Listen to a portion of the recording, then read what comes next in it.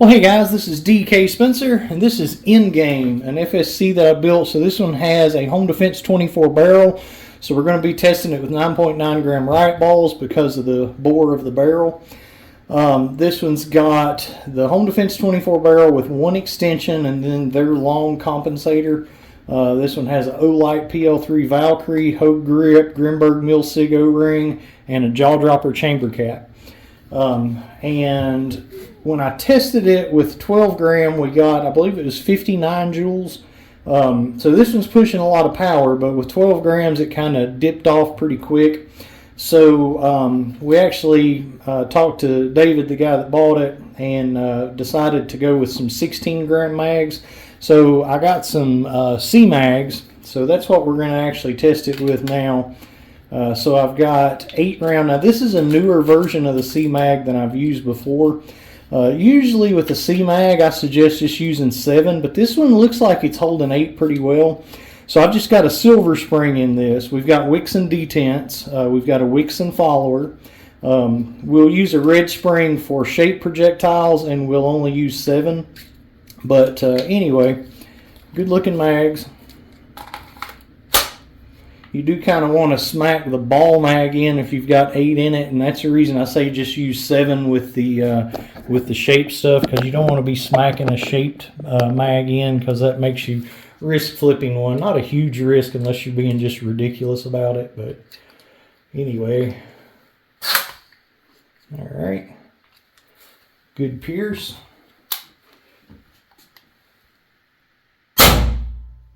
.360. So it's still 59 joules. All right, so 360, but we should see much less of a drop with it. So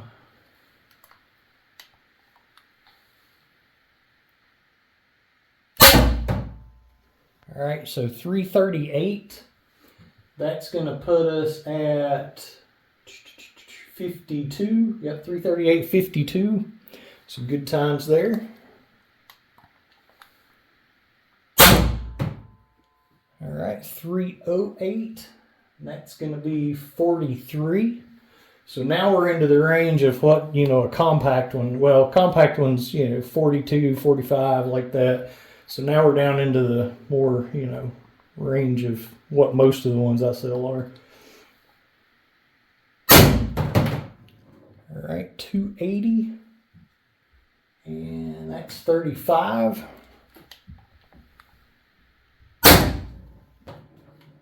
260 is going to be 30.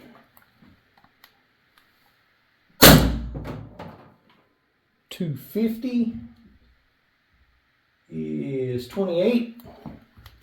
Of course, remember, we do have 2 more rounds with this too, so we're going to expect the bottom number to be lower, but it's 2 more rounds shot through it too. 234 is going to be 25. So now we're still barely above a Berna LE.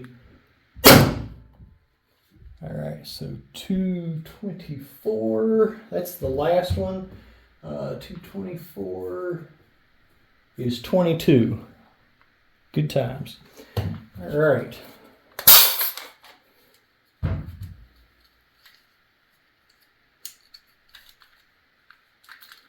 Now I'm going to tell y'all, I did another video, maybe I'll splice it in. I did another video before I changed the detents to the Wixon detents, and I actually hit 63, I believe. So, but I also, had 2 balls fall out at the same time. I had 1 fall out when I charged it, and then 2 more fall out at the same time. So I only got a couple of shots, but I'll clip that in and show you guys. So I did hit 63 with it.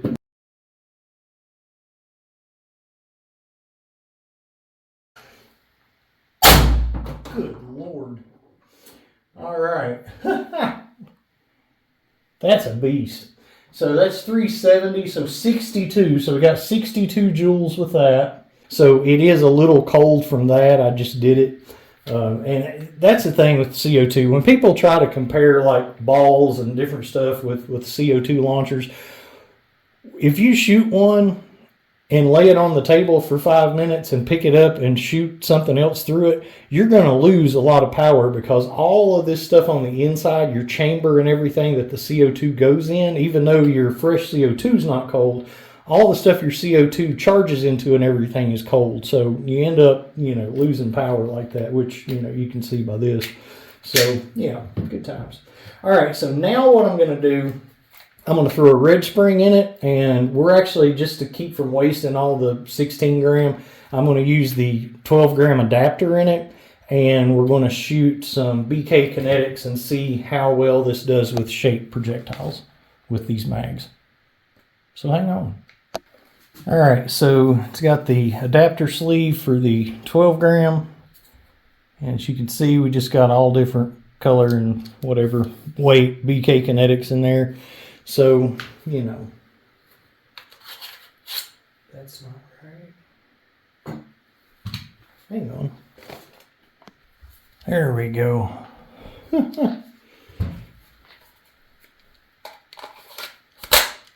Okay. Get the safety on. Whoops, cut it off again accidentally. Even better pierce with the 12 gram. I'm not going to chrono it because I don't even know what they weigh. This is just about, seeing how they cycle. So, yes, sir. We're going to call that a done deal. All right, guys. This is DK Spencer. Y'all like and subscribe, son.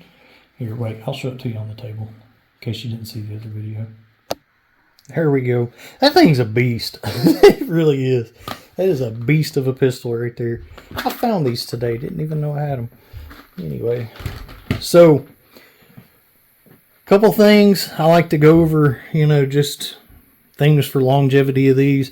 Number one with this, make sure the barrel stays tight because it does have two pieces in there. So whenever you, at least every couple of CO2 cylinders, it's a good idea. See how frosty that baby is? Come on, get out of there, guy.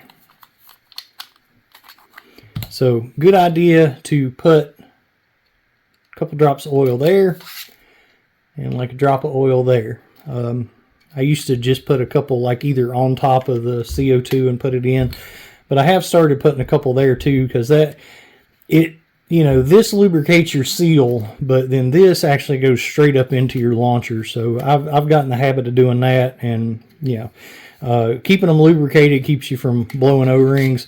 Another thing that keeps you from blowing O-rings is making sure you don't shoot ammo that's too big for it. It's really easy. Let's see here. I don't know why I'm illustrating this, but it's really easy to see if something fits or not. Drop it down the barrel. If it will come back out on its own, you're good to go.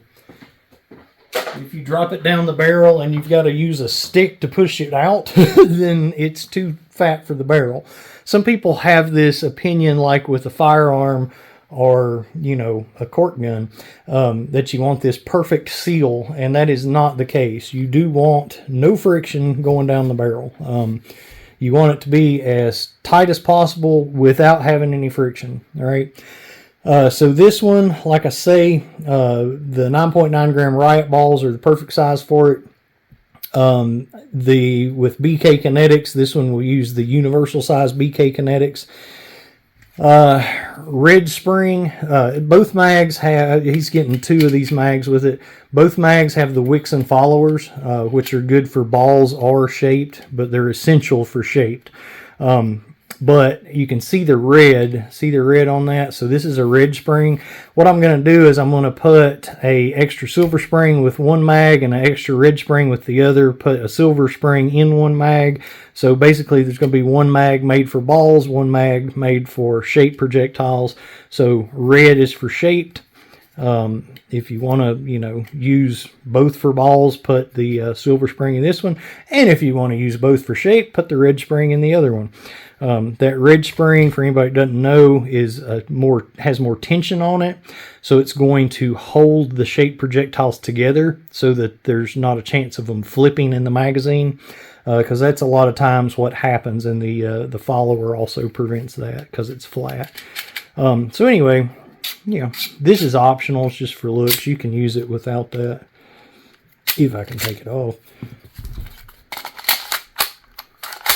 And you'll actually see the CO2 and the stuff. So whatever, personal preference. But anyway, so especially with this one, because it's pushing so much air through it, you do not want to just shoot mag after mag in it because it will get really cold. And when it gets really cold, your O-rings shrink and fall out of your grooves.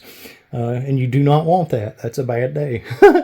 All right, so, shoot a mag, maybe two, and then let the thing sit and warm back up. This is not the kind of thing you take to the range and shoot targets all day and stuff. You will have a failure if you do that. And that's just because of the temperature. So remember to lube it. Don't freeze it. Have fun. All right, guys, this is DK Spencer. Y'all make sure to like this video, subscribe, and check out my other stuff. I got a lot out there. True, I do.